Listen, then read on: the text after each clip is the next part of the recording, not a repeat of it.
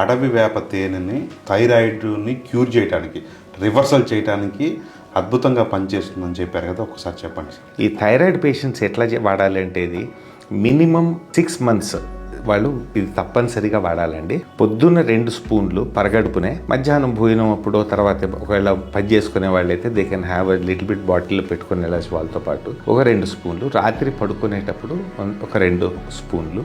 చెక్క స్పూన్లే వాడండి అంటాం, ఎందుకు అంటే ఈ మెటల్ స్పూన్స్ ఏవైనా వాడితే ఈ ఎంజైమ్స్ మేము మనతో కాపాడి మీకు తెచ్చిచ్చిన ఆ పర్టికులర్ మెడిసినల్ వాల్యూస్ అన్ని రియాక్ట్ అయ్యి పాడైపోతాయి కాబట్టి వద్దని చెప్తాం. యూజ్ అండ్ త్రో స్పూన్లే వాడండి అని చెప్తాము. చాలా చక్కటి పని చేసిందండి ఎంతోమందికి. అక్యూట్ థైరాయిడ్ అనేది ఎందుకు వస్తుందండి? ఎందుకంటే డిఫరెంట్ రీజన్స్లో మెయిన్ రీజన్ ఏంటంటే అన్హెల్దీ స్ట్రెస్ అండ్ స్ట్రెయిన్ వల్లే వస్తుందండి.